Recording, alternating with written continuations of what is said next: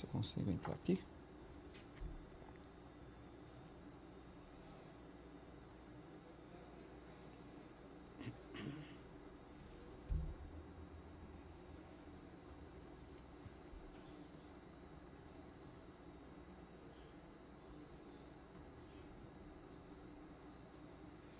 Não entrou aqui, vou...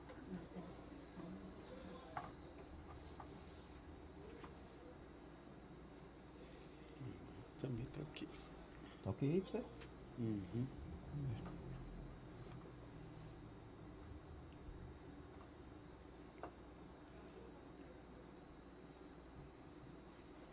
Jaque, escrever pra mim. Vamos lá então. Olá, amigo internauta, leitor do Jornal Diário de Suzano, seja bem-vindo ao programa DS Entrevista. Hoje o nosso assunto é literatura, poesia, e ele já foi entrevistado pelo Jô Soares na Rede Globo, já foi entrevistado pelo Antônio Abujanra no Provocações, no Manos e Minas, já foi entrevistado também no Metrópolis e hoje será entrevistado aqui no DS Entrevista por esse humilde entrevistador aqui de Suzano. Estamos aqui com Ademiro Alves de Souza, o Sacolinha. Sacolinha, obrigado pela sua presença aqui no DS Entrevista. Queria que você desse uma saudação para o nosso internauta que está nos acompanhando nesse momento. Saudações internauta aí do Diário de Suzano. Saudações, Edgar. É engraçado que o Edgar fala assim, esse humilde entrevistador. E todas as vezes que eu fui entrevistado aqui no Diário de Suzano, eu nunca consegui ser entrevistado pelo Edgar. E hoje calhou, né, Edgar? Sim, de eu ser entrevistado aí pelo editor-chefe do Diário de Suzano. Isso é uma honra, né? Na verdade, o humilde é que sou eu. A gente é que agradece a sua presença aqui, sua participação, né? Que você é um patrimônio aqui, não só de Suzano, a gente vai falar também sobre isso, mas o Brasil, né? Você tem viajado aí o país com as suas palestras e oficinas. O amigo internauta pode participar dessa entrevista encaminhando sua mensagem no WhatsApp do Jornal Diário de Suzano, que é o 975691373, 975691373. Ou se você preferir, você deixa a sua mensagem na própria live da página do Jornal Diário de Suzano. Lembrando que essa entrevista está sendo transmitida ao vivo aqui no Facebook. Ela pode ser acompanhada também no canal do YouTube do Jornal Diário de Suzano, também no portal www.diariodesuzano.com.br e também tem uma novidade, agora também em podcast, na plataforma do Spotify do Diário de Suzano, você também poderá acompanhar essa entrevista depois na sua residência, no seu carro. Bom, Sacolinha, vou começar então. Antes de falar das suas obras, dos seus livros, né? Queria que você falasse um pouco, você tem acompanhado nas redes sociais, você tem viajado bastante o país, né? Você estava em Campinas esses dias. Bastante. E você tem feito oficinas e também palestras nas escolas, né? Sim, sim. Como que tá isso? Eu queria que você falasse um pouco. Em 2012, até 2012, eu tinha conhecido todo o Brasil, tinha viajado para todos os estados brasileiros, sem sequer gastar um centavo, né? Tudo era através de convite para ir dar palestra, para fazer oficinas, enfim. E, de uma certa forma, eu ainda ganhava com isso, né? Então, pagavam minha hospedagem, pagavam minha passagem aérea e tudo mais, e eu ainda recebia um cachê por isso. E por que eu estou dizendo isso? Porque eu sou um pastor da palavra literária, né? Então, eu estou sempre incentivando as pessoas a ler para mudar as suas vidas, né? E eu tive a vida mudada graças aos livros, né? Se não fosse os livros, eu não estaria aqui, né? E eu digo isso, né? Porque é possível também ser remunerado como artista. É possível você conseguir viver financeiramente como artista também. Então, até 2012, eu já tinha conhecido todo o Brasil através desse meu trabalho literário também, né? Eu chego nas feiras de profissões, nas escolas, né? O pessoal convida dentista, convida um professor, convida isso, convida aquilo. E aí, quando eu sou convidado para ir nessas feiras de profissões, eu falo, ser escritor também é uma profissão, ser artista também é uma profissão. E apesar da gente estar em crise, né? Crise em todos os setores, imagina na cultura, apesar da gente estar em crise também na arte e na cultura, os convites continuam chegando, né? Menos do que em anos anteriores, mas continuam chegando.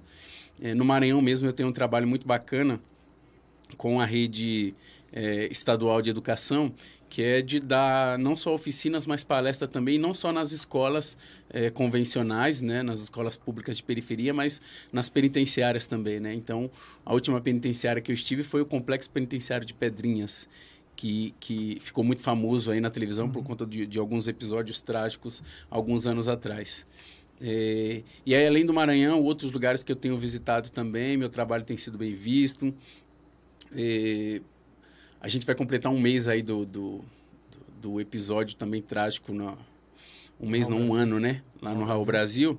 E eu fico muito contente quando eu chego nesses lugares e as pessoas não mais assimilam como assimilaram muito no ano passado, né? Ah, você é de Suzano, aquela cidade que teve um massacre e tal. Porque Suzano não é só isso, né? E aí eu fico feliz também de levar o nome da minha cidade. Não só de levar meu nome, não só de levar meu trabalho, mas levar o nome da cidade de Suzano também. O que você... Eu queria perguntar para você uma curiosidade. Qual que é o perfil do seu público, né? Claro, dos estudantes, assim. Eu queria que você falasse um pouco qual que é o perfil, né? A gente mais da periferia, o pessoal, a idade. E o que assim, quando você está na palestra, o que os estudantes mais querem ouvir, assim, de você? O que você mais ouve? Que pergunta, assim, que te toca, assim, quando você está nas palestras, que você mais ouve? Então, é uma galera de uma faixa etária entre 12 e 16 anos, né? Sobretudo escola pública de periferia. Eu vou bastante em escolas particulares e tal, mas, assim, o meu foco é a escola de periferia, porque eu acredito que se na minha época de estudante de escola pública eu tivesse tido acesso a escritores como eu, Alessandro Buzo, que você já entrevistou aqui, enfim, eu teria começado a ler muito mais cedo. Eu fui começar a ler com 18 anos, né? O primeiro livro que eu li na minha vida eu tinha 18 anos. Então, se eu tivesse começado a ler muito mais cedo, talvez eu estaria até, né, um patamar a mais, um patamar acima do que eu estou hoje. Ou teria aberto a minha mente muito mais cedo também do que eu abri, né? Então, eu vou nesses lugares justamente para isso, para fazer com que essa galera, além de divulgar o meu trabalho, fazer com que essa galera acorde para a leitura. A gente tem hoje, né, os celulares, né? A gente já tinha vários atrativos, né? As drogas, enfim, as coisas ruins. Agora apareceu também, né? O celular para competir com o livro, né? Então, o livro ele acaba sempre ficando em último plano. A minha ideia é chegar lá e colocar o livro em primeiro plano, né? Então, quando eu chego nessa escola, o que essa molecada espera? Na verdade, eles não esperam nada, né? Eles estão lá, ouviram falar que vai um escritor com o nome de Sacolinha e tal, e estão lá pagando para ver. Vamos ver o que tem aí hoje, né? E é engraçado que 1h30 de palestra, né? É engraçado e interessante. 1h30 de palestra, eu consigo mudar muita coisa da cabeça dele, muita visão deles que eles têm com relação aos livros, né? Porque os livros, para eles, é sempre aquela coisa assim, engessada na prateleira. Quem escreveu já morreu, né? O que está ali não me interessa. É um amontoado de página com um montão de palavras, assim. Aquilo ali está ali não me interessa. E depois que eu facilito para eles, né? Então, tem escola que eu chego, eles não me viram na internet, não pesquisaram. E aí, quando eu chego, eles falam, nossa, eu pensei que ia vir aqui um senhorzinho, porque nome Sacolinha, achei que era um senhorzinho, vem aí e tal. Ou escritor, achei que ia vir alguém com uma roupa social e tudo mais. E me chega você, eu falo, chega eu, né? E aí são outros 500. Eu já começo a falar de todos os meus projetos literários, tudo que eu desenvolvi até hoje. O momento em que eu dei aula para MC da Leste, né? O momento que eu incentivei a MC da Leste a ler. Falo de quando eu dei aula para Fernandinho Beiramar nas penitenciárias de segurança máxima do Brasil, tanto em Porto Velho, Rondônia, quanto Catanduvas, no Paraná. E aí eu vou contando esses episódios, recito umas poesias para eles. E tem isso também, né? A poesia era uma coisa arcaica, né? Aquela coisa de palavras que já caíram em desuso, que precisa de um dicionário e tal. E aí quando chega eu recitando um texto atual, com palavras, às vezes, que eles utilizam, com gírias que eles utilizam também, eu acabo virando crush dessa molecada, né? Eles se apaixonam, de imediato. Eu termino a palestra, se eu olhar no celular, na minha página no Instagram, aumenta 50 seguidores, porque essa molecadinha fica ali e tal. Eu costumo dizer que eu sou o rei dessa molecada, né? É algo motivacional, né? Sim, sendo, né? Bota motivacional nisso, porque é alguém... Eu costumo dizer que em Suzano eu sou santo de casa, né? Eu também sou professor. Eu dou aula lá no Miguel Badra. Isso que eu ia perguntar para você. Eu vi como você pode me falar agora, como um desabafo, né? Você falando que santo de casa não faz milagre, né? Sim. Você foi numa cidade e foi recebido pelo prefeito lá. O prefeito parou a rua lá, sim, né? Sim. Uma coisa interessante isso, né? É uma cidade aqui de São Paulo. Inclusive, eu nunca tinha ouvido falar dessa cidade. Foi mais uma cidade que a literatura me levou a conhecer, que é Bedbacite. Né? Uma cidade no interior aqui de São Paulo. E participando de um projeto do governo do estado chamado Viagem Literária, É um projeto muito bacana, que a gente fica com um motorista viajando 5 dias em várias cidades do interior paulista. E aí, numa dessas cidades, eu cheguei, justamente Bedibacite, e estava lá a rua, né, fechada do Centro Cultural para me receber. E eu achei aquilo ali uma maravilha, porque não por ser eu, mas por ser um escritor sendo recebido daquela forma, né? Reconhecimento, né? A galera faz isso para músicos, né? Ivete Sangalo, né? Trio Elétrico e tal. E eu, um escritor, né? Negro de periferia, ir lá falar de livros, de literatura. Eu não ia falar de aplicativo de celular, como fazer isso, como conseguir curtir. Eu ia falar de livros, de literatura. E fecharam a cidade, a rua do Centro Cultural, para receber um escritor. E eu fiquei muito feliz com isso. Citei também outro episódio, que foi lá em Passo Fundo, no Rio Grande do Sul. Esse foi em 2007, quando, assim que eu saí do aeroporto, entrei no táxi, o rádio estava ligado e tal, o motorista conversando comigo, eu, peraí. Eu estava ouvindo o radialista me anunciando, falando que, né, hoje chega na cidade o escritor Sacolinha, que vai dar palestra no Sesc, nas escolas e tal.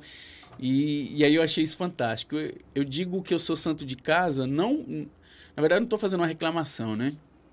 Eu até acho bom a gente ser santo de casa, porque a gente tem como é que fala? Um certo... A gente tem uma liberdade, né? Eu, por exemplo, eu gosto de andar no meu bairro, eu gosto de andar de chinelo, bermuda, né? Às vezes sem camisa, né? E aí, por exemplo, se fosse a mesma coisa que acontece nessas cidades, né? Eu não poderia estar ali daquele jeito, porque ia chegar alguém, algum fã, algum leitor, pô, tira uma foto comigo e tal, enfim. Né? Então, eu digo santo de casa nesse sentido, porque a gente está aqui todos os dias e é normal, é natural. Ah, fulano, conheço, beleza, tudo bem, e um muro seu e tal. Na escola onde eu dou aula também, no Miguel Badra, Antônio Brasílio Menezes da Fonseca, também é assim. A molecada, eu chego lá, normal, absolutamente normal. Mas quando eu chego nessas outras escolas, em outros municípios, aí ninguém segura. Porque eu chego, aí eu vou falar a mágica, né? Eu chego, faço a palestra, né, conto tudo, mostro, né, eu mato a cobra, mostro o pau, ó, dei aula pra MC da Leste, tá aqui na minha biografia, tal, assim, assado, e vou embora. E eles ficam maravilhados. Diferente se eu estivesse naquela escola todos os dias. Aí sim eu iria virar um santo de casa, porque, é mais do mesmo, tá aqui, né, padrão e tal. Muitas coisas que eu falo na palestra, eles dão valor, porque eu não tô lá todos os dias. Se eu estivesse lá todos os dias, eles iam achar que eu tava ali sendo pago para falar aquilo, sabe? Então acho que tá aí a mágica, né? Eu achei interessante, você falou pastor de livros, né? Que você falou, né? Pastor da palavra literária. Pastor da palavra literária, Sim, um pastor sim, de sim. livros.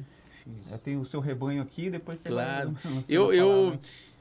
Eu, como a gente diz na gíria por aí, né? Eu pago um pau pela performance do pastor, né? O pastor ali na igreja, em cima do palco, e fala. Às vezes ele tem aquele microfone de lapela e tal, e o pessoal fica maravilhado, feliz, às vezes chora de emoção, né? Isso é bom, é bacana, né? Porque a pessoa tá ali... A pessoa tá feliz, a pessoa se sente bem quando sai dali, às vezes sai de alma lavada e tal.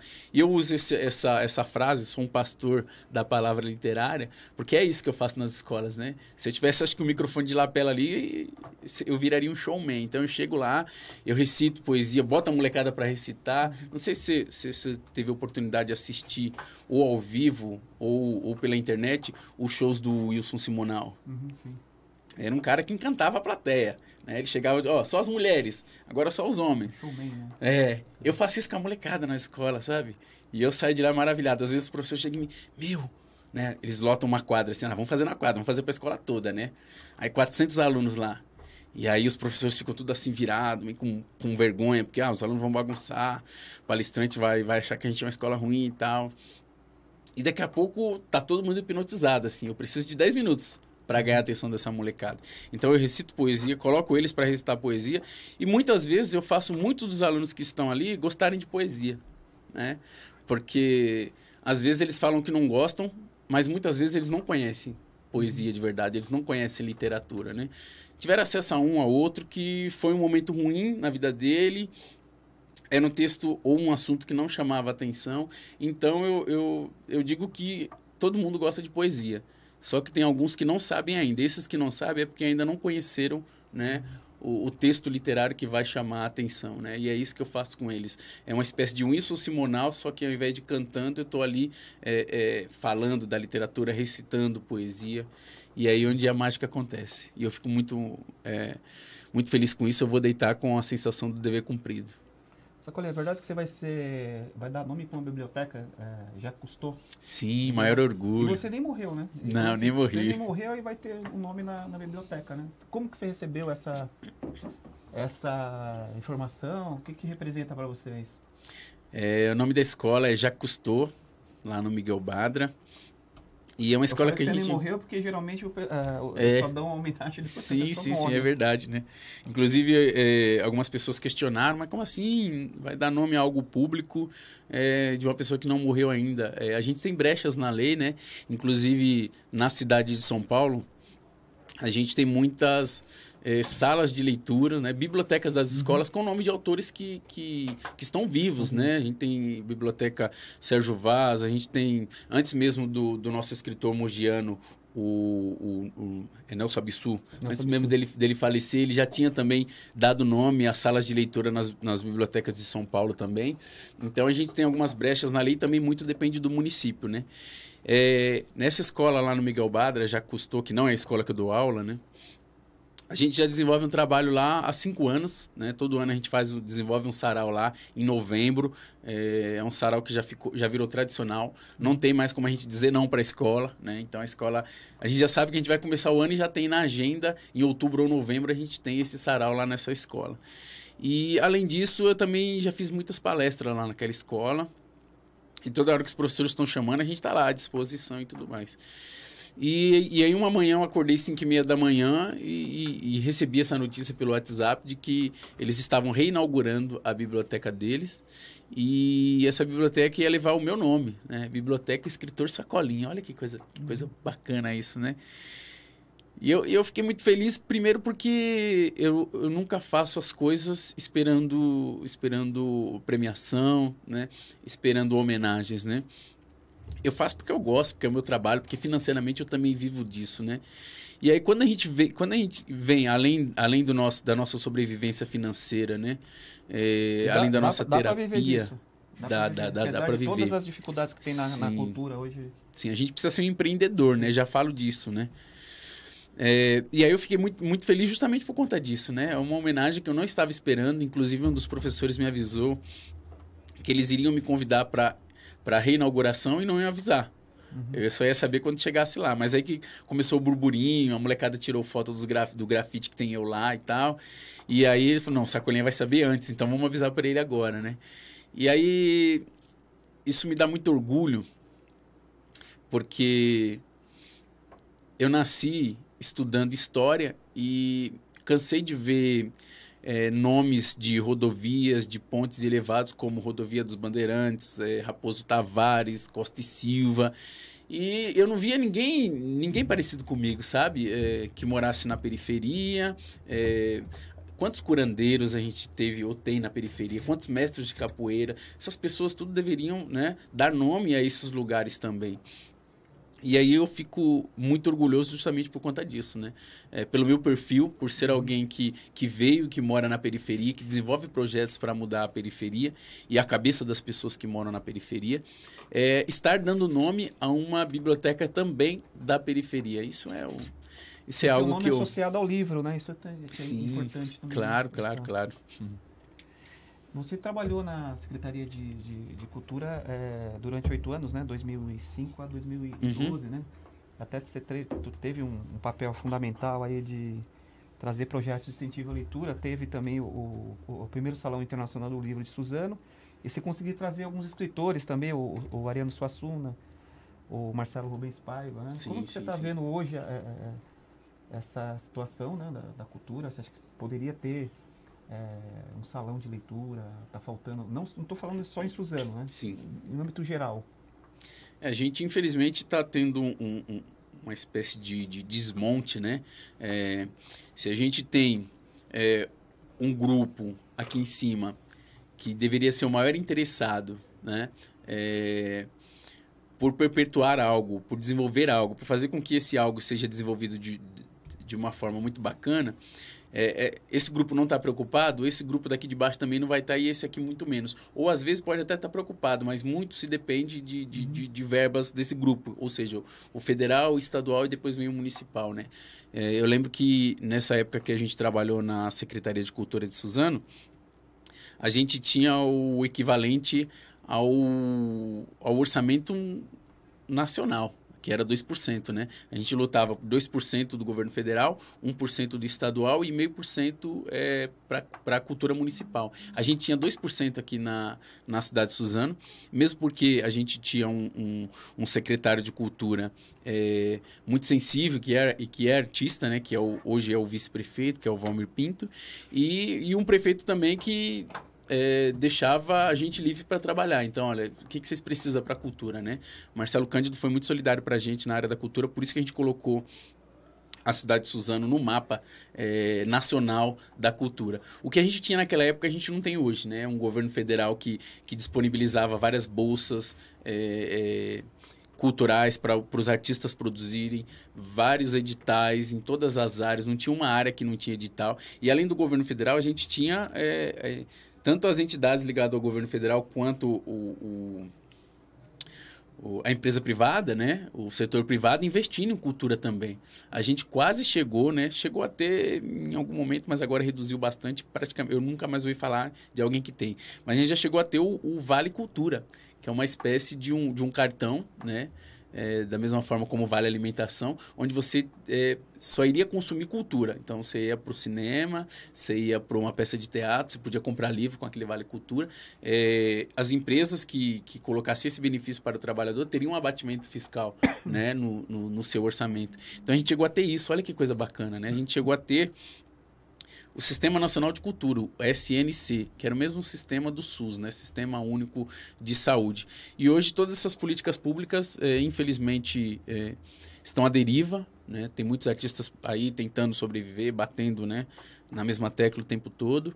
E aí por isso que a gente acaba não tendo aquilo que a gente tinha naquela época, como, por exemplo, os salões do livro por aí, né, pelas cidades, em Presidente Prudente, que é muito famosa, Guarulhos também, aqui em Suzano. Infelizmente, aqui em Suzano a gente parou na primeira edição, estamos tentando desenvolver a segunda edição. Estamos em conversa aí com o secretário de Cultura, com o secretário de Educação. Tem essa possibilidade, então. Sim. Segundo salão. É a possibilidade e a vontade política também, né? Porque a vontade política também é tudo, né? Para que a gente possa desenvolver esse segundo Salão Internacional do Livro e também o segundo encontro de autores regionais. Porque aqui na nossa região do Alto Tietê, a gente tem muitos escritores, inclusive com livros publicados, né?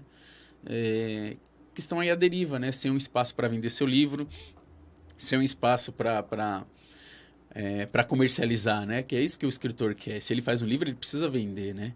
E é isso que falta pra gente hoje em dia. E as pessoas estão desestimuladas, né? Você vê, eu trabalho, como eu disse, eu sou um empreendedor literário, né? Então, eu acordo 5h30 da manhã e vou dormir 10 horas da noite. E a maioria desse tempo eu tô ali, né? Emitindo uma nota fiscal, respondendo um e-mail, divulgando meu trabalho nas redes sociais, escrevendo, lendo. Só assim para eu sobreviver. Mas tem gente que fala assim, não, eu não vou me matar sabendo que no final do mês eu posso não ter, né, nem sequer o dinheiro para comprar a caixa de leite dos meus filhos. Então essas pessoas acabam indo desperdiçar o seu talento atrás de um computador, numa empresa ou numa marcenaria, enfim. Sacolhi, você prestou serviços também para a Unesco e para o Ministério da Justiça, né? Tem um projeto chamado Uma Janela para o Mundo, Leitura nas Prisões. Queria que você falasse um pouco desse projeto. Ele ainda está em vigor? Como que está funcionando? Não, ele não está em vigor, mas a gente até hoje colhe os frutos desse trabalho. A gente iniciou ele em 2010, foi eu e a Maria Valéria Rezende, que é uma escritora da Paraíba, super premiada. A gente foi convidado pelo Timothy, que é um americano que está aqui no Brasil desde a década de 80, e ele tem um projeto de educação de jovens e adultos em áreas rurais, né? E ele trabalha para a Unesco. E aí, através do convite do Timothy, reuniu-se nós dois escritores, eu e a Maria Valéria Rezende, o pessoal do Ministério do Desenvolvimento Agrário, o Ministério da Cultura e o Ministério da Educação, numa reunião em Brasília em 2010, né? Foi em março de 2010. E todas as partes ali estavam interessadas em desenvolver projetos de incentivo à leitura nesses lugares. Então, por que o Ministério do Desenvolvimento Agrário estava envolvido? Porque eles já tinham um projeto nas zonas rurais, onde eles levavam um baú de livros para a galera ler, ali debaixo da árvore, enquanto estava trabalhando na hora do almoço e tal, né? E aí a gente se juntou todo esse povo e discutiu um projeto parecido nas penitenciárias de segurança máxima. E eu vou contar o primeiro dia, como foi o nosso primeiro dia na penitenciária de Porto Velho, em Rondônia, 2010, 2010, março de 2010. Então a gente chegou na penitenciária de Porto Velho, em Rondônia, para incentivar os presos a ler, né? Assim que a gente chegou no primeiro espaço, né, onde a gente deu a nossa primeira oficina, a gente já estranhou. Porque eu já desenvolvi um trabalho aqui em São Paulo, nas penitenciárias, nas fundações Casa, e a Maria Valéria Rezende, lá na Paraíba, também desenvolveu um trabalho nos lugares de privação de liberdade. E tanto ela lá quanto eu aqui, quando a gente entrava nesses lugares, a gente ficava em contato direto com os internos. Então a gente podia tocar na mão, a gente podia conversar ali. Lá na Penitenciária Federal é diferente. Eles ficam numa sala atrás de uma grade. Uhum. Essa grade, à frente dessa grade tem uma linha amarela que nós, os professores, não podemos ultrapassar essa linha amarela. Então a gente já ficou um pouco, né, num ambiente impessoal ali, né, onde a gente não poderia chegar, dar um exemplo, tocar no ombro da pessoa, você fulano e tal, né? Mas enfim, sem contar a quentura do lugar, né? Porque Porto Velho Deus me livre, é quente que só por Deus. E a gente tava lá numa selva de concreto e eu suando ali, e a Valéria tranquila, porque ela é da Paraíba, Paraíba é quente e tal, e eu ali suando, ela olhando pra mim, e aí perguntou, né, mas esse suor aí é da apreensão ou é só da quentura? Eu falei, os dois, né? Só que a gente não sabia quem eram os presos que estavam lá e o que eles tinham cometido, né? A primeira coisa que a gente... Aliás, a última coisa que a gente quer saber é isso, né? A gente chega lá, porque senão a gente é ser humano. Às vezes a gente... Tem aquele né? preconceito antes de saber o que está acontecendo. Então, eu vou dar uma aula, eu vou dar um benefício para alguém que, né, que esquartejou a mãe, né? Enfim. Então, a gente procura não saber, a gente chega lá e está lidando com seres humanos, né? E aí nós desenvolvemos uma oficina muito bacana de interpretação do texto literário. Quando a gente terminou, aí um preso levantou a mão e falou assim, Sacolinha, Valéria, indica uns livros pra gente aqui, porque eu tô cansado de ler a mesma coisa. Pra vocês terem ideia, agora a gente tem cerca de 1.000 e poucos livros aqui, mas quando eu cheguei aqui, a gente só tinha 600 livros. E aí eu pedi pro meu irmão, quando veio me visitar, eu pedi pra ele comprar 20 mil reais em livros pra doar aqui pra penitenciária, porque eu queria ler livros diferentes, né? Uhum. Eu olhei pra Valéria como quem diz, caramba, né? Pediu para comprar 20 mil reais em livro, independente de onde estava vindo esse dinheiro, né? Ok. Aí ele falou assim, desses 600 livros que tinha aqui, eu já tinha, ou não me interessava, ou eu já tinha lido a maioria, né? E aí eu pensei, não é qualquer preso, né? A Valéria também, né? Então ela falou assim, vou indicar um livro bom. Aí ela falou assim, Grande Sertão Veredas, do Guimarães Rosa. Aí ele falou assim, eu já li. Aí eu pensei, vou jogar pesado, né? Guerra e Paz, do Tolstói. Ele falou, não, esse eu já li também. Aí a Valéria, Carinos Brancos, eu já li. Tá. Aí chegou uma hora que a gente falou, não, então indica livros pra gente. Então você já leu os principais livros da literatura mundial. Mas a gente nem se tocou quem era esse interno, né?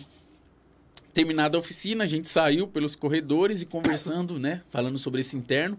O agente federal que estava atrás de nós, ele abriu o caminho e falou, mas peraí, vocês não reconheceram aquele preso? De fato, a gente não reconheceu, porque quando ele foi preso, se não me engano, em 1997, ele estava no meio da mata. Ele estava na divisa, acho que Colômbia e Brasil. E aí, acho que a revista Veja tirou uma foto que ele estava barbudo, cabeludo, e postou aquela foto na capa da revista, né? Então, aquela é a imagem que a gente tem dele. Lá ele estava careca, sem barba, né? E a gente falou, não, a gente não conhece ele. Aí ele falou, conhece sim, pô. Esse é o Luiz Fernando. Luiz Fernando? É, o Luiz Fernando, Fernandinho Beiramar.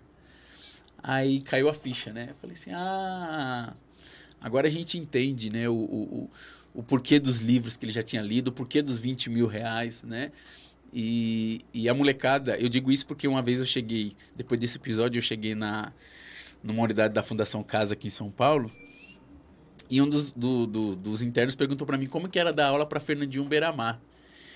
E aí eu perguntei para ele assim, depois que eu respondi, eu perguntei, mas vocês têm o sonho de ser igual ao Fernandinho Beiramar, né? Ele se assustou assim na cadeira, assim, falou, não é assim. Eu falei, não, é sim, porque eu sei o que acontece com vocês, eu sei que muitos de vocês queriam ter o poder que o Fernandinho Beiramar tem. Aí ele falou assim, né, não é por aí, é porque quando a gente chega aqui, às vezes a gente sofre de vários lados, e aí tem gente que vem adotar a gente, então o que resta pra gente é isso, né, senhor? Aí eu falei, pois é, eu tenho uma fórmula mágica, eu tenho o manual que vai fazer você ser igual ao Fernandinho Beiramar, que vai fazer você ter o mesmo poder que o Fernandinho Beiramar. Aí o adolescente falou assim, como assim? Aí eu fui e dei um livro para ele, né? Ele ficou assim, segurando o livro sem entender. Eu falei, olha, o Fernandinho Beiramar, ele só é o que é porque ele lê, né? Às vezes os crimes que ele foi acusado de cometer, ele sequer pegou numa arma para cometer esse crime. Às vezes as drogas que ele foi acusado de traficar, ele sequer chegou a tocar. Alguém fez isso por ele, amando dele, né? E isso só é possível com um cara que tem cabeça, com um cara inteligente. Ou seja, até no crime a gente tem que ter estudo, até no crime a gente tem que ter leitura, né? E aí eu contando esse episódio da Fundação Casa numa recepção aos calouros do curso de letras da USP, um estudante me perguntou se eu achava bonito incentivar um adolescente da Fundação Casa a ser igual ao Fernandinho Beiramar. E eu falei que eu não estava incentivando o adolescente a ser igual ao Fernandinho Beiramar, estava incentivando o adolescente a ler. Eu usei de um instrumento, né, para chamar a atenção do adolescente para ler, né? E aí foi quando ele jogou novamente outra pergunta, né? Mas você acha que você vai recuperar um Fernandinho Beiramar da criminalidade através dos livros? E aí eu disse o seguinte, eu posso até não recuperar, mas eu posso mudar o rumo do crime que ele comete. E aí ele falou assim, mas como assim? Não tô entendendo. Eu falei, Fernandinho Beiramar pode virar político. E aí é que eu não tô dizendo que todo político é bandido, que todo político é ladrão. Mas a gente ouve muito, a gente cresce na periferia, ouvindo, vendo na televisão que os bandidos estão nos bairros pobres, nos bairros carentes, cidade Tiradentes, Coab 2, né? Itaquera. E quando a gente vai ver, esses que estão na periferia não são bandidos de fato, né? Por exemplo, no Brasil a gente tem promotor, que já foi provado que é ladrão, que já foi preso. A gente tem juiz, que já foi preso. Então, o Fernandinho Beiramar pode virar juiz, pode virar um promotor, né? Porque a gente precisa tirar isso da cabeça do povo que mora na periferia, esse povo pobre, trabalhador, e aí pobre financeiramente falando. A gente precisa tirar isso da cabeça deles para que eles passem a ter orgulho do lugar onde eles moram, né? Porque a gente não tem traficante na periferia. De verdade, a gente não tem. A gente tem algumas marionetes, né? Que fazem o trabalho sujo. Mas o verdadeiro traficante, por exemplo, tem aeroporto, tem heliporto. Não tá lá, né? Não tá lá. Né? Enfim, é isso que eu procuro fazer com o trabalho da leitura, né? Eu poderia ficar em casa, escrevendo, tentando sobreviver financeiramente, só escrevendo e esperar os direitos autorais chegar. Mas eu procuro ir para os lugares justamente para colocar isso na cabeça das pessoas. Olha, eu só estou falando isso para vocês porque os livros me disseram, né? Eu só tenho essa desenvoltura por conta dos livros, né? E não é à toa que eu fui chamado junto com a Valéria para desenvolver esse projeto piloto nas penitenciárias de segurança máxima. Foi o primeiro projeto no Brasil, nas penitenciárias federais, que a gente tem notícia, que a gente desenvolveu, né, um projeto de incentivo à leitura nesses espaços. Poderiam chamar um especialista, um professor de universidade, mas chamaram a mim, chamaram a Maria Valéria Rezende de escritores para a gente desenvolver esse trabalho. E além do trabalho com os presos, a gente passou a desenvolver também um trabalho com os funcionários, porque eles reclamam bastante que tudo que vai lá é para o preso. O preso que cometeu um crime na sociedade, que fez algo errado, recebe um monte de benefício, né? E eles que estão lá trabalhando, protegendo, fazendo com que os presos não saiam, eles não recebem nada. Então, a gente desenvolveu também um trabalho com os funcionários, com os agentes, os policiais, com os funcionários. Lá eles têm dentista, têm pedagogo, enfim, a gente desenvolveu também esse trabalho com eles. Chegamos a desenvolver concurso literário entre penitenciários, na época eram 4, né? 4 unidades, e conseguimos também engatar um projeto que foi pioneiro e que agora está espalhado em vários estados do Brasil, que é o projeto Remissão pela Leitura. Então, o preso, tem bastante lugar, né? Tem muitos lugares. Bastante assim, a cada... né? O padrão é assim, a cada livro que o preso lê, ele faz uma resenha, essa resenha vai até o juiz, ou uma equipe, né, de profissionais, lê essa resenha e se for provado mesmo de fato que ele leu e entendeu o livro, ele ganha de 1 até 10 dias de remissão na sua pena, né? Então, assim, quando chega numa penitenciária, por exemplo, aqui em Suzano tem uma penitenciária, chegou o projeto de remissão pela leitura. Se tiver 10 presos analfabetos ali, esses 10 presos vão para a escola da penitenciária para aprender a ler, para começar a ler e ter a sua remissão pela leitura, né? Muitos vão atrás, aí eu volto ao episódio do Fernandinho Beiramar na Fundação Casa, né? Para incentivar a molecada, eu falei, ó, para ser igual o Fernandinho Beiramar, tem que ler. Muitos vão atrás para ler, para ter a sua pena diminuída. Mas quando eles começam a perceber o verdadeiro valor e o significado dos livros na sua vida, a remissão pela leitura se torna uma coisa secundária, irrisória, né? Irrisória. E para finalizar esse meu comentário, eu acredito que os presos que estão lá dentro, né, eles não são tão beneficiados, eles não são mais beneficiados do que a gente que está aqui fora e lê. Porque lá, a única coisa que resta para eles é tempo. Tempo eles têm de sobra, então eles vão ler. A gente aqui fora tem 1 milhão de coisas para fazer e vem o celular para tirar mais ainda o nosso tempo. Quando a gente para ler um livro e consegue ler esse livro até o final, pode ter certeza que você teve a sua remissão pela leitura também. Ali você aprendeu muito, ali você aumentou o seu vocabulário, ali você teve a possibilidade de aumentar mais o seu salário a cada página que você leu, e você teve a sua remissão porque você se transformou numa pessoa melhor para você mesmo, né? Porque às vezes a gente luta para ser uma pessoa melhor para a sociedade e esquece de ser uma pessoa melhor para a gente mesmo. Você já passou algum apuro aí nas suas andanças? Ou não? Até agora tá tranquilo? Passei. Algum apuro aí que você quer contar? Ou... Passei um apuro no Rio de Janeiro, no Morro de Santa Teresa. Vou contar. Eu tive no Rio de Janeiro, acho que foi a primeira vez em 2006. A gente foi lá para desenvolver para mostrar a experiência que a gente teve com o sarau erótico que a gente realizava aqui na cidade de Suzano, o pavio erótico, né? A gente tinha o pavio da cultura, que era um sarau mensal, e tinha o pavio erótico, que era um sarau erótico a cada 3 meses, né? Aí a gente trabalhava as poesias eróticas, mas também tinha aquele cunho conscientizador de prevenção às doenças sexualmente transmissíveis, de usar o preservativo e tal. E o nosso projeto saiu, né, numa das revistas de medicinas mais famosas aí do Brasil, mais conceituada, né? E aí nós fomos convidados para ir até o Rio de Janeiro numa conferência nacional da saúde para apresentar esse projeto. Cheguei lá na cidade um dia antes, né, de conhecer, de apresentar o projeto na conferência.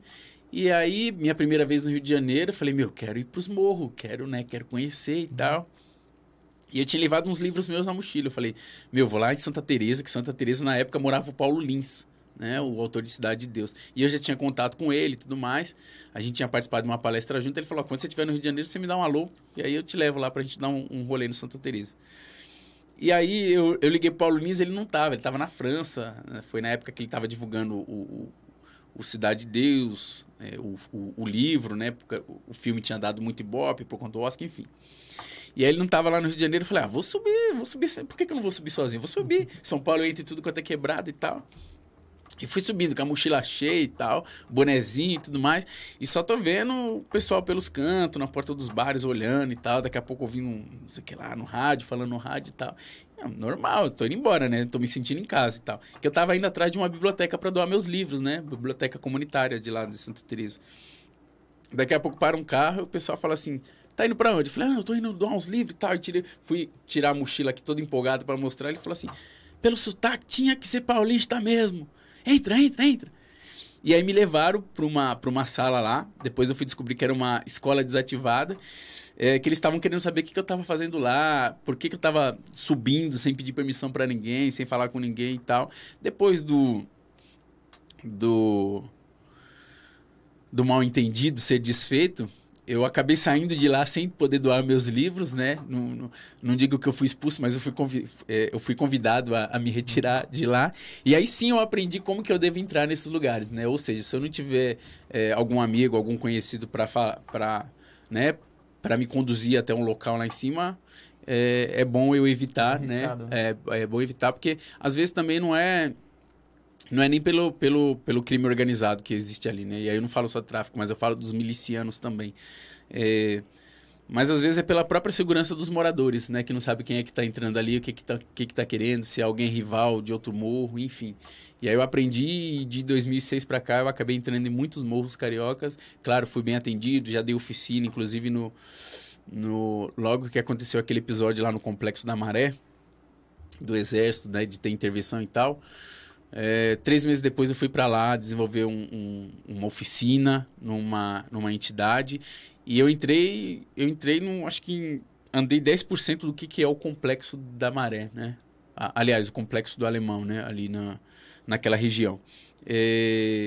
E o que eu descobri é que, assim, periferia é periferia em qualquer lugar. O mesmo cachorro que você encontra aqui em Suzano, Foronata, você encontra lá. O mesmo trabalhador, e a maioria das pessoas que são trabalhadores estão naquela periferia também do Rio de Janeiro. Assim como está no Maranhão, como está na Paraíba, enfim. O seu primeiro livro, falar um pouco de livro agora, da sua obra, né? Seu primeiro livro foi O Graduado em Marginalidade, esse, né? 2005. Uhum. E você está com o último aí que foi lançado no ano passado, né? Que é o Dente de Leão Sustentável a Leveza do Ser, que até li já as crônicas de 2019. Eu queria que você falasse o que mudou do seu primeiro livro, até na forma de você pensar, de você escrever, do primeiro livro para esse livro. Sim. O Graduado em Marginalidade foi um romance, né? Eu escrevi ele de 2003 para 2004 e publiquei ele em 2005. E por incrível que pareça, até hoje, não agora, porque está esgotada a segunda edição. Vamos fazer uma terceira edição, vai lançar agora em junho. Mas, por incrível que pareça, até hoje é o livro mais comentado meu. Até quando eu tinha a sua segunda edição, era o livro que todo mês eu recebia direitos autorais, né, através da editora Confraria do Vento, lá do Rio de Janeiro. E é um livro que me lançou para a literatura que hoje é chamada de literatura marginal e periférica, né? É uma literatura feita por quem mora em bairro de periferia. Então, até hoje eu sou lembrado por conta de Graduado em Marginalidade. E pela essa ousadia, né, de ter lançado um primeiro livro sendo um romance, né? Muitos começam ali reuniam as poesias, reuniam os contos, eu já de cara já fui lançando um romance. Então, eu devo muito ao Graduado em Marginalidade. Inclusive, vale citar um outro episódio que ocorreu na Fundação Casa. E eu digo nos lugares, as pessoas acham até esquisito dizer isso, mas eu digo que eu sou best-seller nas Fundações Casas de São Paulo. A molecada se estapeia para ler Graduado em Marginalidade, né?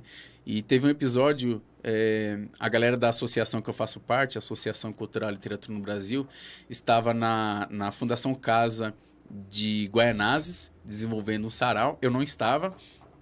E a turma sacou um livro, um Graduado em Marginalidade, para sortear. E a maioria da molecada ali conhecia esse livro já, porque já tinha circulado em outras fundações Casa, eles faziam tráfico do livro, né? Mãe, leva para fulana, né, que vai levar pro filho que está em outra Fundação Casa, né? E aí, quando foi sortear o livro ali, tava entre dois ali, e um que ganhou, que ficou todo contente, o outro veio para cima dele para brigar, para pegar o livro. Não, que o livro é meu e tal. E eu fiquei muito contente por isso, assim, né? Além de ver essa molecada brigando por livro, né, para ler, eles estavam brigando pelo Graduado em Marginalidade, o meu primeiro livro. E é muito... Eu tenho muito orgulho em dizer que eu sou best-seller na Fundação Casa, porque é muito fácil a gente ser best-seller com quem já lê, né? Se você pagar uma equipe de especialistas, você constrói ali um trabalho, um livro, faz uma divulgação, um marketing bacana e você vira best-seller e você está lá na lista dos mais vendidos, né? Se você tiver dinheiro, você consegue isso. Mas eu quero ver ser best-seller com quem não lê, né? Então, você chega lá, você incentiva a leitura e aí você ainda faz com que eles gostem daquele livro que você escreveu. Então, eu tenho muito orgulho de dizer isso também, né? E aí, de lá para cá, eu publiquei outros livros. Eu tenho 8 livros publicados. O último foi esse aqui, que é um livro de crônicas, né?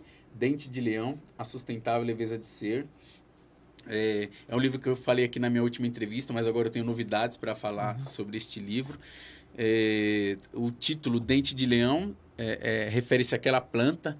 A gente, quando era moleque, vivia no meio do mato caçando essa planta para ficar soprando, né? Alguns comiam como se fosse algodão doce, não tinha dinheiro, passava aquele senhor lá vendendo algodão doce, a gente não tinha dinheiro. E a molecada pegava, polvilhava açúcar em cima do dente de leão e comia como se fosse, né? Enfim, pode ter muitos desses meninos que estão vivos hoje, inclusive eu. E talvez a gente não tenha adquirido nenhuma doença porque a gente comeu esses dentes de leão. Porque o dente de leão ele é uma punk, é uma planta alimentícia não convencional. E ela serve para o sistema digestivo, enfim, para um monte de coisas. As pessoas comem na salada, colocam no suco, colocam no peixe ali, enfim. Tem várias formas da gente comer essa planta dente de leão. E por tudo isso, e também por ser uma planta que representa a leveza, né? E ela, por si só, ela já se perpetua.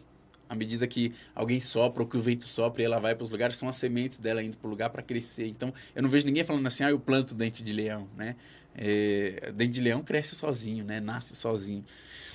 E aí, por isso o título, né? E o subtítulo é uma brincadeira com o livro do Milan Kundera, né? A insustentável leveza do ser. O meu é a sustentável leveza de ser. Então, aqui, basicamente, eu falo de leveza, né? Eu pego um monte de temas pesados como o agrotóxico que está na nossa comida, o chumbo que está no ar que a gente respira, e falo aqui de uma forma mais leve, né, como um estilo de vida. Então, tudo que eu falo aqui, como é um livro de crônica, é real, né, acontece. É um estilo de vida que eu adotei, que eu resolvi colocar em livro, em forma de literatura. A gente está vivendo um momento em que ninguém se ouve, tá todo mundo gritando, né? Um grita de um lado, um grita do outro e ninguém consegue se ouvir. Então, eu peguei o tema que essas pessoas gritam e querem defender aqui, que gritam e querem defender aqui, e coloquei no livro, dialogando de uma forma mais leve, de uma forma, olha, eu estou matando a cobra e estou mostrando do pau, né? Deu certo comigo, pode dar certo com você também. Então, eu falo, por exemplo, de reciclagem, né? Milan Kundera tem um capítulo no A Insustentável Leveza do Ser, tem um capítulo que ele fala da merda, né? Ele fala que os arquitetos criaram um mecanismo para que quando a gente sentar na privada, a gente não veja aquilo que a gente está fazendo, e quando a gente dá descarga, aquilo vai embora sem a gente ver, sem a gente ouvir nos encanamentos e tudo mais. Então, a gente resolve esconder tudo isso. A gente pega aquilo que a gente produz, joga num saco e coloca na lixeira, o caminhão passa, leva, enfim, a gente não vê tudo isso. Eu falo de reciclagem aqui, eu falo como é que a gente pode trabalhar de uma maneira significativa com aquele lixo que a gente produz. Em casa, hoje em dia, a gente produz 10% de lixo perto do que a gente produzia antes, né? O que é orgânico, o que é vegetal, o que é resto de alimento orgânico, a gente joga na composteira para as minhocas se divertirem e fazer o humus, né? O que é lixo seco, né? O que é reciclável, a gente recicla, a gente leva para o ferro velho lá em casa. Então, eu falo sobre isso. E como eu comecei isso? Eu comecei isso através de um susto, né? Chegou um momento que eu comecei a juntar lá a reciclagem e tal, para deixar na frente de casa para os catadores. E cerca de 1 mês e 15 dias, a gente tinha lá 42 quilos de lixo reciclável. E a maioria daquele lixo reciclável era de embalagens de alimentos industrializados que a gente comprava no supermercado. Eu falei, meu Deus, a gente está comendo tanto alimento industrializado aqui, o negócio está feio, né? E aí eu comecei a mudar, né, esse estilo de vida, junto com a minha companheira lá em casa. A gente começou a ir mais para o fogão, a gente começou a manejar mais o nosso alimento. Depois a gente começou aquela crise hídrica em São Paulo, começou a faltar água, feito louco, né? E eu descobri na internet um mecanismo, né, de uma cisterna caseira para a gente captar a água da chuva. Água do telhado, da laje, enfim. E eu fiz isso lá em casa. E comecei a usar essa água não só para lavar o carro, né, não só para lavar a calçada, mas também para regar uma horta que eu comecei a criar no fundo da minha casa. E aí eu fui começando a mudar meus hábitos e fui falando sobre isso aqui no livro. Aqui também eu falo sobre suicídio, né, sobre depressão, que são as doenças do século. Tá na primeira edição. Tá na primeira edição, mas eu tenho uma novidade, né? Em junho, quando sair a terceira edição de Graduado de Marginalidade, também vai sair a segunda edição de Dente de Leão. Como que encontra? Nas livrarias? Não, pela internet? Como que consegue? O Dente de Leão, ele saiu por um selo individual, né? Eu descobri que eu sou o maior vendedor dos meus livros, né? A minha última editora é a Global Editora, e eu era o meu maior comprador. Toda hora, toda semana eu tava ligando lá, me vende uns livros meus aí que eu tô indo em tal escola, eles encomendaram. Eu ia na palestra, terminava a palestra, vinha um monte de gente para comprar meus livros e tal. E aí, como eu sou um empreendedor literário, eu falei assim, não, mas peraí. Tem pessoas ganhando 2 vezes em cima de mim. Ganham publicando meu livro, vendendo, e ganham quando eu compro o meu livro para revender, né? Então, eu comprava por um valor X, por exemplo, a R$20, para vender a R$30. A editora estava ganhando em cima disso também, né? E eu falei, por que eu não publicar os meus próprios livros, né? E aí, eu fiz uma experiência agora, né?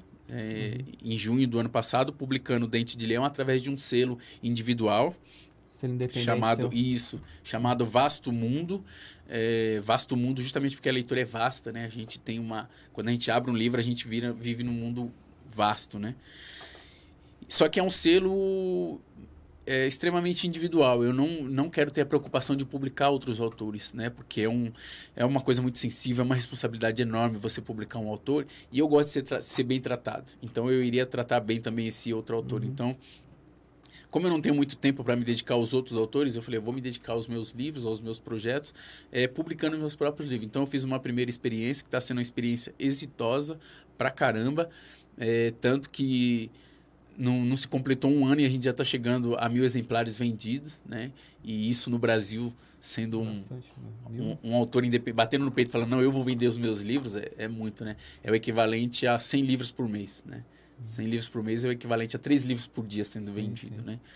E não só porque eu sou um empreendedor, porque eu sei falar do meu produto literário, mas porque o livro é bom. Tem muitas pessoas dando depoimentos magníficos na internet depois que terminou a leitura do livro, começou a mudar o seu hábito, né, de vida, o seu estilo de vida, tanto com a alimentação quanto com o lixo. Tinha pessoas que não lembrava a última vez que tinha feito uma meditação, que tinha respirado fundo, que tinha parado para se alimentar direito. No livro eu falo aqui que hoje em dia nós estamos iguais aos carros. Os carros entram no posto de gasolina para abastecer e continuar a viagem. Nós estamos iguais aos carros. Nós não nos alimentamos. Nós pegamos a comida e nos abastecemos. Jogamos para dentro para continuar a nossa lida, para continuar o nosso dia a dia. Aqui em Suzano, mesmo no centro, você dá 10 passos, você encontra uma farmácia. Você dá mais 10 passos, você encontra outra farmácia, né? E tá errado. Cadê as quitandas, né? A gente tem poucas quitandas aqui no centro de Suzano. Eu conheço 2 aqui no centro de Suzano. 2 quitandas para 20 farmácias, né? Então, a gente tem comprado muito mais remédios porque a gente tem se alimentado mal. E eu falo isso no livro e as pessoas estão dizendo, olha, eu estou mastigando melhor os alimentos. Parece que as cidades são doentes, né? Parece estão... muita farmácia. E o pior é que não parece, é real, né? As pessoas estão, né? Infelizmente. Sacolinha, o nosso tempo está bem estourado aqui, mas eu queria ainda, se você permitir, fazer mais algumas perguntas ainda. O que você está lendo atualmente, né? O que você está lendo? Eu queria curiosidade. Eu tô com um problema aí de leitura, porque chega um monte de livro, fora os livros que eu tenho em casa, que eu tenho uma biblioteca, que eu gosto de ostentar, inclusive, né? Inclusive, eu fiz uma crônica aqui no Dente de Leão, que chama-se Biblioteca Ostentação. Que eu falo dessa minha biblioteca, né? Eu começo a crônica dizendo, por onde as suas visitas entram quando vão na sua casa? Na minha casa, elas entram pela biblioteca. Não porque a entrada é por ali, né? É porque eu faço questão que as pessoas entrem no cômodo mais precioso da minha casa, que é a biblioteca. Então, além dos livros que eu tenho nessa biblioteca, cerca de 3.000 livros, eu ganho, as pessoas me emprestam. Às vezes eu me seguro para não comprar, mas daqui a pouco eu vejo ali uma promoção e eu estou comprando, né? Acabei de comprar Escravidão, do autor de 1888, que é o Laurentino Gomes. Ele vai lançar uma trilogia agora falando só sobre a questão racial no Brasil, né? Então ele lançou esse livro Escravidão, eu vi uma entrevista dele, gostei, falei, não, mano, vou comprar agora porque eu não vou ler agora. Aí daqui a pouco eu tô lá em São Lourenço, em Minas Gerais, de férias em janeiro. E é aquilo, quando você... Internet é isso, né? Você faz uma pesquisa, você fala assim, microfone de tal marca.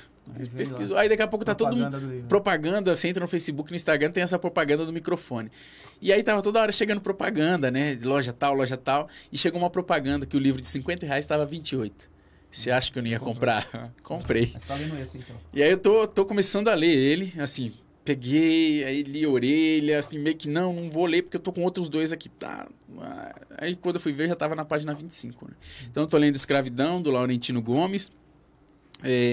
Tinha um livro parado na minha estante há muitos e muitos anos que tava lá e eu com preconceito para começar a ler, resolvi pegar para ler porque é um livro pequenininho também e que é muito conhecido. Ele chega quase à mesma vendagem de Pequeno Príncipe, que é A Arte da Guerra, do Sun Tzu, né? Tava lá, eu falei assim, eu vou ler logo, senão eu acabo morrendo, não leio esse livro, né?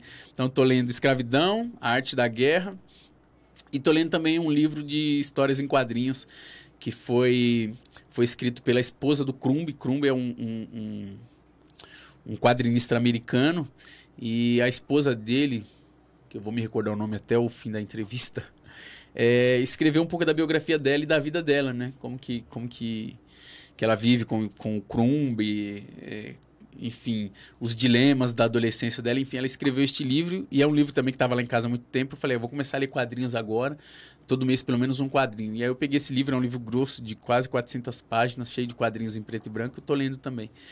Mas eu juro pra você que eu só funciono lendo um livro por vez, sabe? Mas aí aquela ganância de você querer logo pegar aquele livro, vou ler e tal, aí eu acabo lendo um pouquinho de cada só. Eu costumo dizer que eu leio 20 páginas por dia. Se eu não leio 20 páginas por dia, eu não sou... Eu sou a mesma pessoa que eu era ontem, eu não evoluí. Da mesma forma como eu faço caminhada todos os dias, se eu não caminho, eu ando de bicicleta, então eu prefiro ler também, porque eu tenho um poema que fala sobre estética, né? E estética, para mim, não é só a beleza física, né? Mas é a beleza daqui também, né? E o poema da estética diz o seguinte: ele malhava para ela, mas não surtia efeito. Então passou a ler e descobriu que malhar a mente é também um ato de beleza. Então essa é a ideia, né? Eu faço a minha caminhada, mas se eu fiz a minha caminhada, 1 hora de caminhada, eu malhei o corpo, agora eu vou ler 20 páginas para malhar a minha mente também. Esse ano a gente vai ter eleição. Você tem... recebeu convite para sair candidato? Como é que é a sua ligação com a política? Já pensou alguma vez assim, ser candidato? Eu não recebi convite de nenhum partido para me candidatar, mas o que eu recebo e que eu ouço sempre é a população, né? As pessoas falando: por que você não sai, Sacolinha? Tem tanta gente ruim aí, pô, tá na hora, a gente tá esperando pessoas boas lá, né? Pô, você tem que se candidatar. Então, desde aquela pessoa que fala para me candidatar porque eu sou muito conhecido na cidade, ou aquelas pessoas que têm uma visão mesmo de que está faltando mesmo essa garra que eu tenho na literatura, está faltando essa garra na política também, mas eu procuro não cair nessa armadilha. Eu acredito que é uma armadilha, né? A gente tem uma pessoa que é muito aguerrida, muito militante numa causa, e às vezes ela cai na armadilha de achar que lá dentro, né, se envolvendo com aquela política partidária, ela vai conseguir também desenvolver a mesma coisa que ela faz, né, aguerridamente fora da política. Eu sei que o que eu faço aqui eu só consigo fazer porque não tem outras pessoas ali, não tem outros interesses, né, chegando, interesses financeiros, interesses farmacêuticos, interesses da indústria alimentar, né, chegando ali para me atrapalhar. Então eu consigo desenvolver, fazer esse trabalho com desenvoltura. O que seria diferente se eu entrasse, por exemplo, numa Câmara Municipal, se eu entrasse no Legislativo. A gente sabe que tem muitos interesses envolvidos aí, enfim, que ia cortar minhas asinhas ali, sabe? E ali eu poderia me transformar, ou eu aceitaria me transformar em mais do mesmo, ou então eu aceitaria em ter muitos inimigos inclusive poderosos também, né? Então eu prefiro continuar desenvolvendo esse meu trabalho que eu desenvolvo na literatura e na área da cultura, mas eu não me abstenho, né, da política. Eu costumo sempre apoiar alguém, eu estou sempre buscando o nome, por vezes defendendo, por vezes entregando panfleto da pessoa, porque quando a gente não gosta de político, quando a gente não se envolve com a política, a gente deixa com que outras pessoas façam isso pra gente e determine o valor da passagem, né, que a gente vai pagar, determine o valor do arroz e do feijão que está lá no supermercado. Então, eu não participo diretamente, né, colocando o meu nome ali, mas eu costumo apoiar pessoas, costumo apoiar candidatos que eu acredito que pode desenvolver um trabalho parecido com o meu. Sacolinha, comecei a entrevista aqui falando que você foi entrevistado pelo Antônio Abujanra lá no Provocações, né? E para encerrar nossa entrevista aqui, eu pedi licença lá para Provocações lá do Marcelo Tass. O que você respondeu para ele na última pergunta lá? O que é a vida para você? O que você respondeu na época? Pior que eu não lembro, viu?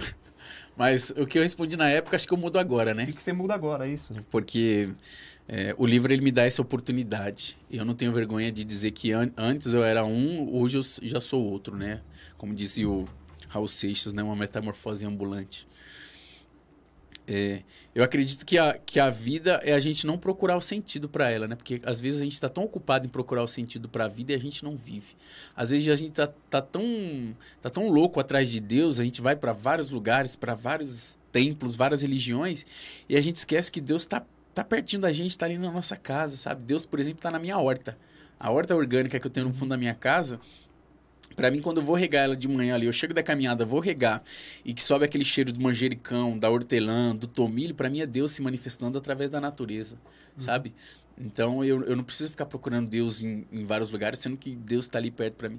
A vida é isso, a gente não procura sentido. A vida é o aqui e o agora. E é o que eu falo no Dente de Leão, né? Tem uma crônica que diz aqui e agora, que eu utilizo eu cito até a música do Djavan, né? O melhor lugar do mundo é aqui e agora, né? Então a vida é isso que a gente está vivendo aqui, né? A vida é estar sendo entrevistado pelo Edgar, alguém que eu sempre quis ser entrevistado quando eu venho aqui no DS, né? A vida é eu chegar aqui e encontrar duas pessoas, duas mulheres que eu conheço, que são, né, conhecidas minhas e que estão trabalhando aqui com você. A vida é eu sair daqui e fazer uma reunião agora na Secretaria de Cultura e, na sequência, eu participar de uma exposição sobre o feminismo, sobre exposição com trabalhos de mulheres expondo ali e eu trocando ideia, conversando com aquelas pessoas para minha vida. E não eu estar pensando no dia de amanhã, o que eu vou fazer, onde é que eu vou. Então, às vezes, a gente procura tanto sentido para a vida e o ideal é que a vida não tenha sentido, certo? É isso que... Você me lembrou, acho que foi o John Lennon que falou que a vida é o que nos acontece enquanto fazemos sonhos, né? Você Sim, falou, a gente pois fica é. pensando em sonhos, Às vezes a gente e vai... ela tá acontecendo, né? Eu ensino isso para as minhas filhas. Eu tenho uma filha de 10 anos, a Alanda, tá me assistindo agora, e a Laura de 3 anos. E quando a gente vai viajar, às vezes a gente vai fazer viagem de carro, elas ficam doidas querendo chegar logo no destino, e eu falo, não, filha, a viagem já começou. Olha que paisagem linda, olha que montanha da hora, olha que nuvem ali parecendo um elefante. Isso é a viagem, né? A viagem é... A vida é isso, né? A vida é o que a gente está vivendo aqui, né? E não a gente está lutando para conquistar alguma coisa no futuro, para começar a viver. Não, vamos viver agora. Tem um outro texto meu, bem curtinho, eu queria citar aqui, chama-se Avareza, né? Seu João, sexagenário, passou a vida toda trabalhando e juntando bens. Às vésperas de se aposentar, sofreu um infarto. Morreu, com as mãos fechadas e o coração vazio. Então, às vezes, a gente passa a vida lutando para conquistar algo, para começar a viver lá na frente e esquece de viver o agora. Sacolinho, as pessoas que querem te contratar para uma palestra, eu queria que você deixasse seus contatos, seus telefones, suas redes sociais.